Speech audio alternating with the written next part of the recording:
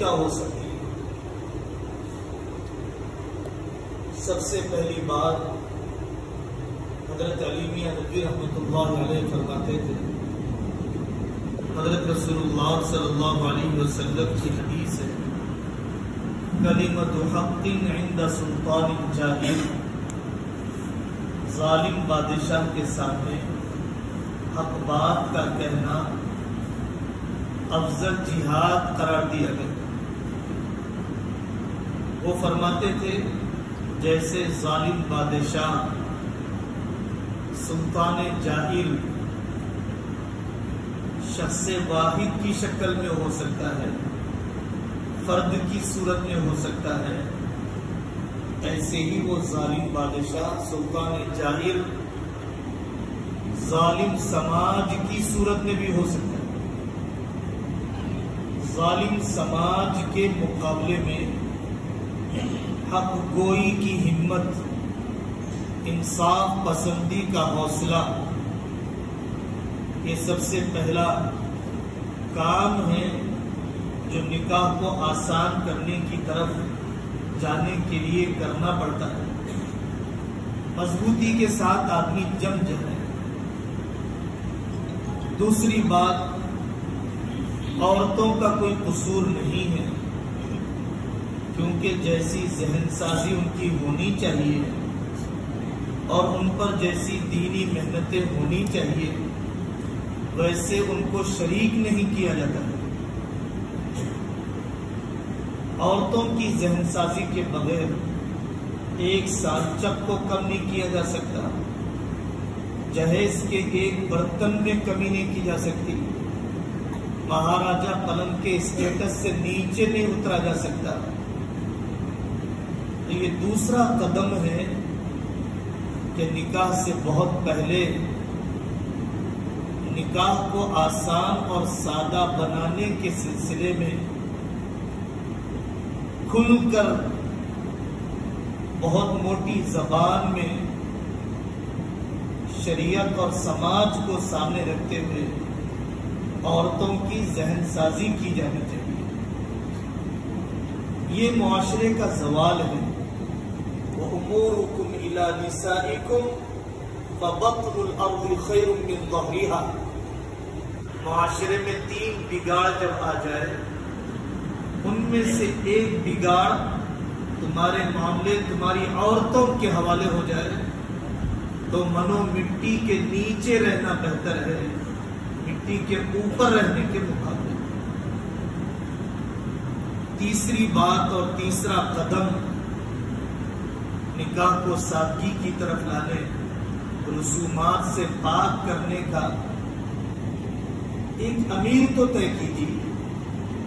دوستوں کے ساتھ بیٹھنا ہوتا ہے، رشتوں کے مسائل سننا ہوتا ہے، خاندانی بیٹھکیں، مفاہمت، کاؤنسلنگ گھنٹوں، مہینوں، ہفتوں دیے جاتے ہیں۔ اندازہ ہوتا ہے کہ گھر کا امیر ہی طے نہیں ہے، رشتہ طے کرنے میں تاخیر کیوں ہو رہی ہے، لڑکی کو سسرال بھیجنے میں دیری کیوں ہو رہی ہے، بیٹا بات کو سمجھ کیوں نہیں رہا ہے، ساس اور سمدن میں الجھاؤ کی کیفیت کیوں بڑھ رہی ہے، امیر طے نہیں ہے، گھر میں مشاورتی ماحول نہیں ہے۔ یہ بہت بڑا ہمارے معاشرے کا مہلک مرض ہے، وسیع تر تباہی لانے والا مرض ہے کہ گھر کا امیر طے نہیں اور مشاورتی ماحول نہیں۔ حضرت رسول اللہ صلی اللہ علیہ وسلم کی حدیثوں کا خلاصہ ہے کہ جب کوئی تم میں سے 2 آدمی سفر کرے وہ ایک کو امیر طے کر لے، 3 آدمی سفر کر لے ایک کو امیر طے کرے۔ زندگی کے معمولی سفر کے لیے اور ہم زندگی کے اہم معاشرتی مسئلے کے لیے رشتہ دیکھنے کے لیے جا رہے ہیں، انکار کر دیا جاتا ہے۔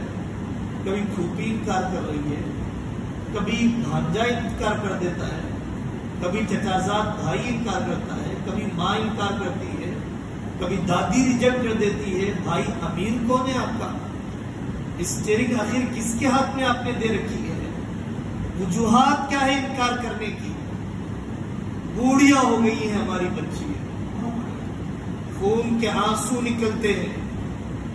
علماء کے دل پر جو بوجھ ہے میں بتلا نہیں سکتا ہوں. لڑکوں کے عمر کے ڈھل جانے، بچیوں کی عمر کے بیت جانے، مناسب رشتے کے انتخاب سے ہی کسی امیر کا طے نہ ہونا. چوتھا قدم اور چوتھی بات، معاشرے کو ان رسومات اور بے دینی سے پاک کرنے کا. خاندان کی معاشی حالت جب بھی بات آتی ہے سادہ کرنے کی، مولانا کھائے بہت ہے، کھلانا تو پڑے گا ہی. یہ دلیل ہے جو ہمیشہ دی جاتی ہے. شادی تو زندگی میں ایک ہی بار ہوتی ہے، ہمیشہ تو نہیں ہوتی ہے. تو سارے ارمان نکالنے ہیں، جائز ناجائز سارے ارمان ہمیں نکالنے ہیں. تیسری دلیل معاشرے میں عموماً دی جاتی ہے، پہلی بیٹی ہے، آخری بیٹی ہے، چھوٹی بیٹی ہے، بڑا بیٹا ہے، ڈاکٹر بیٹا ہے، باہر سے آنے والا بیٹا ہے. اس لیے تھوڑا سا دھوم دھام تو کرنا ہی پڑے گا ہمیں. ہمارا خاندان بہت بڑا ہے، اسٹیٹس ہمارا اونچا ہے، ہمارے معیار کے اعتبار سے فلانا فنکشن ہال مناسب نہیں ہے. اس قسم کی باتوں نے بہت زیادہ رسومات کو بڑھاوا دیا ہے. آپ خاندان کا خیال رکھنا چاہتے ہیں. کورونا کے بعد سے تقریباً میں نے ہر نکاح کی مجلس میں پوچھا، اور میں آپ سے بھی پوچھتا ہوں کہ اپنے خاندان میں کورونا کی بیواؤں کا کتنوں نے نکاح کروا دیا، کتنوں نے کورونا کے یتیموں کی کفالت کا انتظام کر دیا. ہمیں خاندان کا غم ہے نا، ہمیں صلہ رحمی کا بہت شوق ہے نا، خاندان کو دیکھنا پڑتا ہے نا.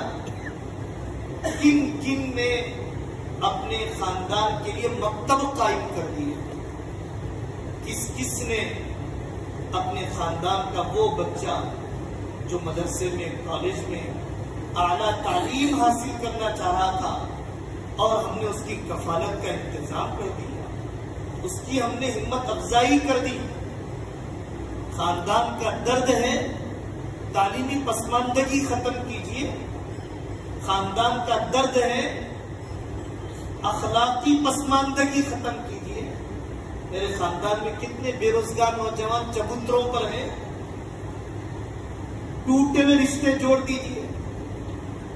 فلانے کی لڑکی مہینوں سے سڑ رہی ہے. ہم اپنے بچپن میں سنتے تھے فلانی کو اس کے شوہر نے چھوڑ دیا، اور اب عورت نے مجھے چھوڑ دی، بیویوں نے ہمیں چھوڑ دیا. اتنے واقعات. خاندان کے ساتھ صلہ رحمی. آپ کے ددیا ننیال کے گاؤں میں کیا امام صاحب بھی موجود ہیں؟ کیا قبرستان کی بھی کوئی حد بندی ہے؟ کبھی خاندان کے لیے تربیتی اجتماع بھی کیا؟ اپنی دریا دلی دکھلانے، اپنا جذبہ انفاق بتلانے، مہمان نوازی کا شوق پورا کرنے کے لیے صرف ولیمے کے 4 کھانے نہیں ہیں، شادی کے 1500 لوگوں کا کھانا نہیں ہے. ملی کام ہے بہت سے، خاندانی ترقی کے بہت سارے کام ہیں، تجارتی معاشی ترقی کے کام ہیں. ان کاموں کی طرف توجہ دینا چاہیے. رسومات، رسمیں تو غیر شرعی ہے ہی، نامعقول قسم کی بھی ہے. جوڑے کی رقم، جہیز کی رقم، جہیز کا سامان، مطالبے کے مہذب انداز. بڑی بیٹی کو جتنا دیا ہے اتنا تو آپ دیں گے ہی. ہماری بڑی بہو جتنا لائی ہے اتنا تو آپ نے دیکھ ہی لیا. جتنے دین پسند ظاہردار پڑھے لکھے شہری تو ان کے اتنے ہی ایڈوانس اور مہذب بھیک مانگنے کے طریقے وہ تو چل ہی رہا ہے. لیکن نامعقول بھی اتنے ہیں. تعجب ہوتا ہے 4 آدمیوں کے رہنے کی جگہ گھر میں نہیں ہے. مہاراجہ پلنگ کا مطالبہ ہے. سامان جہیز رکھنے کی جگہ نہیں ہے. فہرست کی تکمیل ضرور کرنا چاہتے ہیں. حقیقی ضرورتیں کچھ اور ہیں. لڑکی کی ضرورت، لڑکے کی حقیقی ضرورت کچھ اور ہے.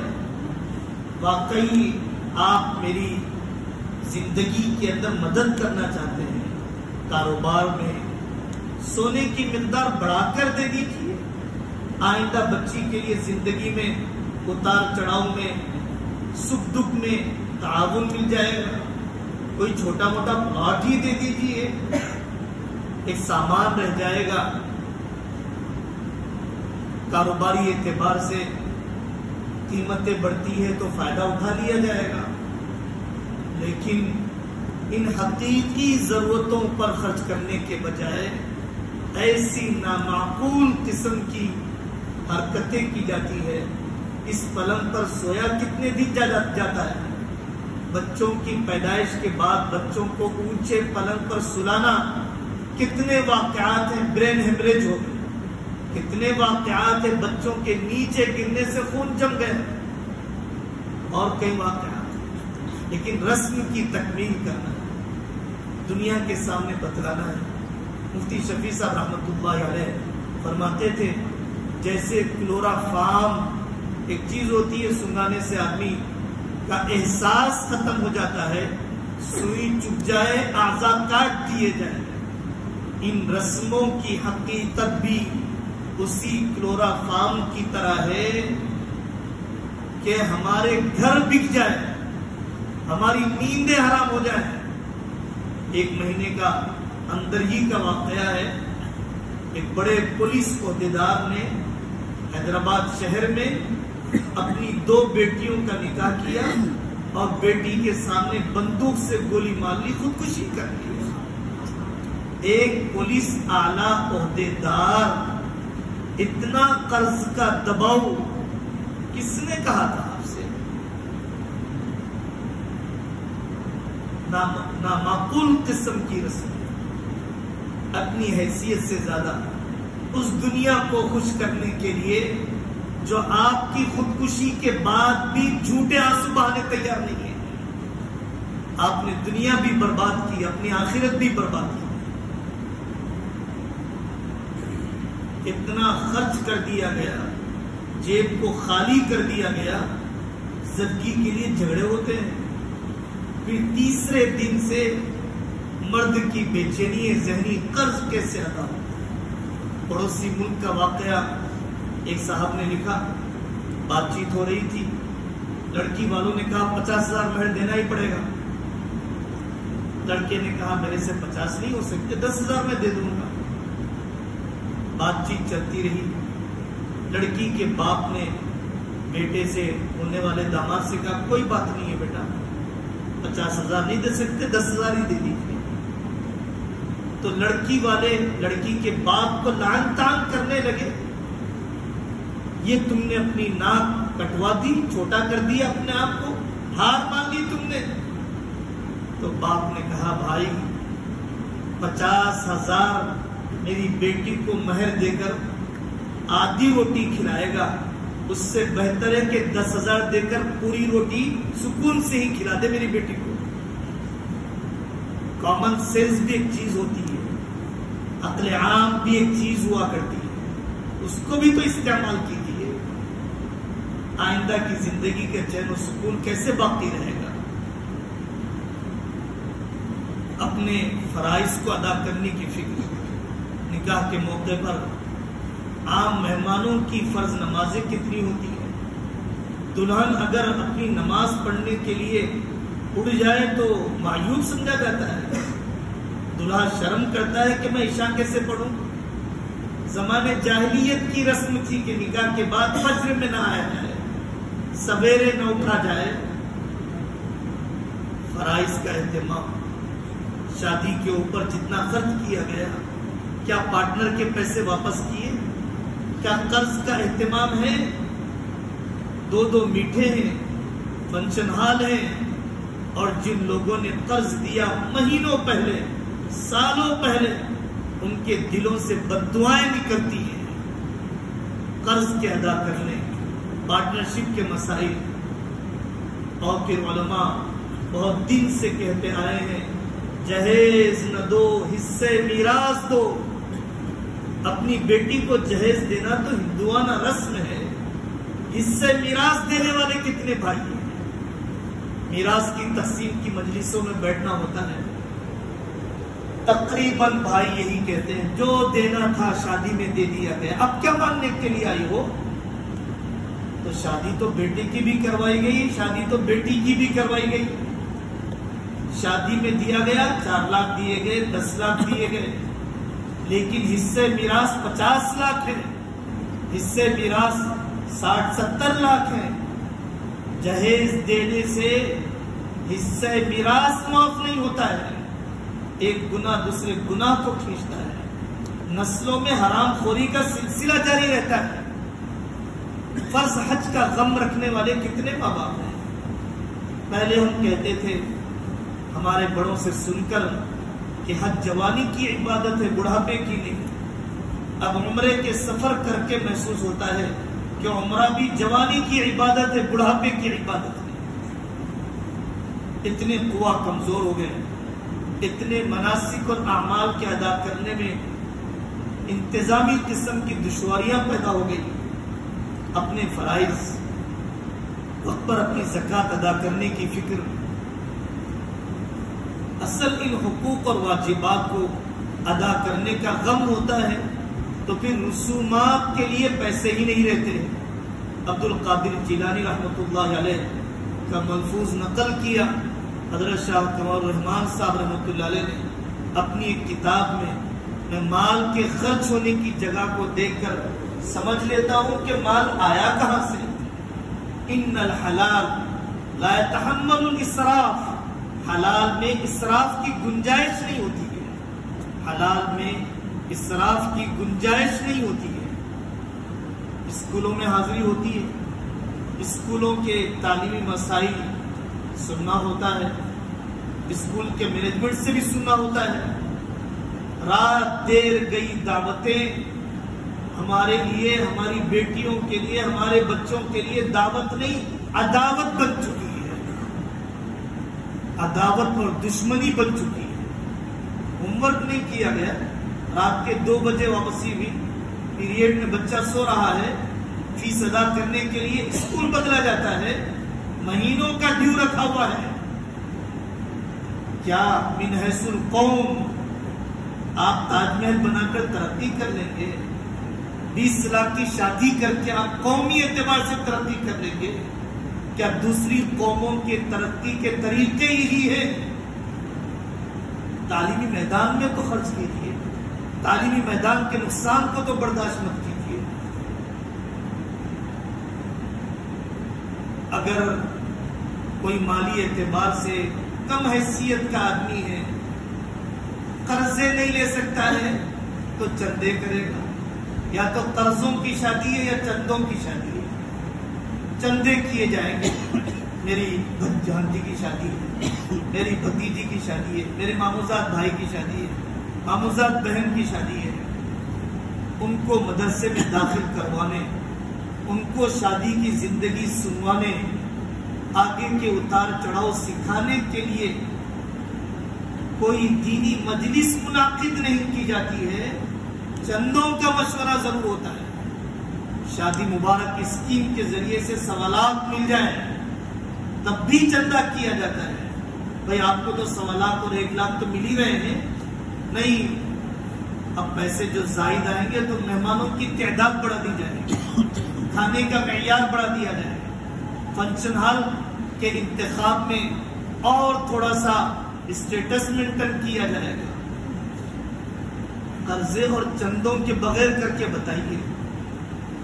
حضرت مولانا خالد سیف اللہ صاحب رحمانی دامت برکاتہم نے بہت عرصے پہلے وہ مضمون لکھا، ملک کے بعض حصوں میں ایک ہی دن میں نکاح، اسی دن میں ولیمہ، 10 بجے نکاح کر دیا جاتا ہے، بیٹی کو رخصت کر دیا جاتا ہے، تنہائی ہو جاتی ہے، بیوی شوہر کی خلوت صحیحہ ہو جاتی ہے، پھر عشاء کے بعد ولیمہ کر دیا جاتا ہے۔ لمبی غیر حاضریاں، لمبی چھٹیاں، بہت لمبی دعوتیں، اخراجات کا بوجھ۔ حقیقی دینداری یہ نہیں ہے صرف کہ مسجد میں نکاح ہو جائے۔ ایک نکاح تھا گولکنڈے میں، حضرت مولانا عبد الرحمان اطہر صاحب نے فرمایا کہ مسجد میں نکاح کرنے کے سوا لڑکی دیکھنے سے لے کر زچگی تک ہم ہندو بن چکے ہیں۔ صرف مسجد میں نکاح کرنے کا ایک عمل مسلمانوں کا باقی ہے، باقی لڑکی دیکھنے سے لے کر زچگی کے اخراجات تک ہندوانہ طریقوں پر ہم چل رہے ہیں۔ مولانا خالد سیف اللہ صاحب فرماتے ہیں چاروں مذاہب کے اندر، چاروں فقہا کے نزدیک اجازت ہے کہ صبح میں نکاح کر دیا جائے، شام میں ولیمہ کر دیا جائے، اور نکاح کے موقع پر چائے وغیرہ کا انتظام ہو، اور شام میں مرد اور لڑکا اپنی استعداد کے مطابق ولیمہ کرائے۔ حضرت رسول اللہ صلی اللہ علیہ وسلم کی اصل حدیث کا منشا یہی ہے، اعظم النکاح برکتاً ایسرہ مؤنتاً، سب سے زیادہ برکت والا نکاح وہ ہے جس میں سب سے کم بوجھ پڑے اور جس میں لڑکی کے پیدا ہونے سے رخصت کرنے تک اتنا بڑا ہمالیہ پہاڑ سے زیادہ کا بوجھ ہو، اور جس میں نکاح کے بعد سالوں تک آپ کی کمر درست نہ ہوتی ہو، وہ نکاح کبھی برکت کا نہیں ہو سکتا ہے۔ آخری بات میں اس مجلس میں کہنا ضروری سمجھتا ہوں، نوجوانوں میں دینداری آتی ہے، علماء سے جڑتے ہیں، پوچھ کر چلتے ہیں، عالم حافظ بنتے ہیں، چلے چارمنے لگاتے ہیں، ان کی خواہش ہوتی ہے میری رسموں کے مطابق شادی نہ ہو، میں شادی کا کھانا نہیں چاہتا ہوں، آسانی سے رخصتی چاہتا ہوں، دھوم دھام نہیں چاہتا، شادی کی رسومات سانچک جمعہ کی نہیں چاہتا۔ اب ماں باپ ان دین پسند لڑکوں کی ہمت شکنی کرنے لگے ہیں۔ اب ماں باپ ایسے بچوں کو ڈس انکریج کرنے لگ گئے ہیں۔ مولانا ذرا سمجھائیے نا بچے کو، تھوڑا سا شادی کا کھانا رکھ لو، بولو جہیز دے رہے لے لو، بولو یہ کیا طریقہ ہے؟ آپ نے ان لوگوں کو تو نہیں روکا جو طرح طرح کی اللہ کو ناراضگی مول لینے والی حرکتوں میں ہیں، آپ دیندار طبقے کو روک رہے ہیں، تو پھر الٹی تدبیریں کرنا پڑتا ہے۔